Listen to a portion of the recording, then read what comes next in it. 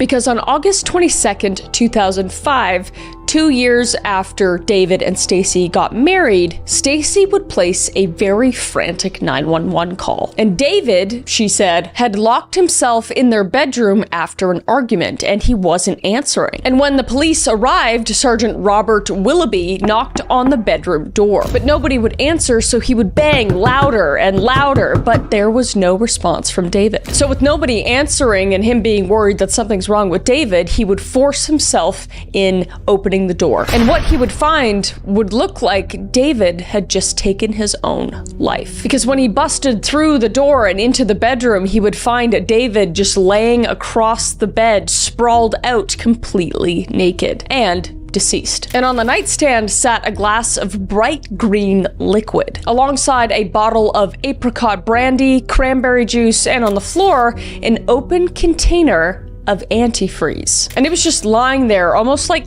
too casually. And after the sergeant broke in and examined the area, obviously Stacy came into the room and would see David's body sprawled across the bed. And Stacy would just be beside herself and collapse into hysterics. I mean, her brand new husband was now dead. So she would just be screaming and sobbing, just unable to control her emotions, and telling the officers that she didn't understand what happened, but she did say that he was very depressed and had been drinking very heavily recently. And the scene told the same story that Stacy was putting forth. There was no sign of any sort of struggle in the room, no bruises, no wounds, just a man and a drink. So an investigative team would be called and they would start combing through the bedroom. But as they were combing through the bedroom, they would start finding tiny inconsistencies. Naturally, they would test for fingerprints on the antifreeze glass, given that that's how they assumed he took his own life, but they couldn't find his fingerprints on the glass. And they also found that there weren't any of David's fingerprints on the antifreeze either. And the only fingerprints that they could find were Stacy's fingerprints, but it was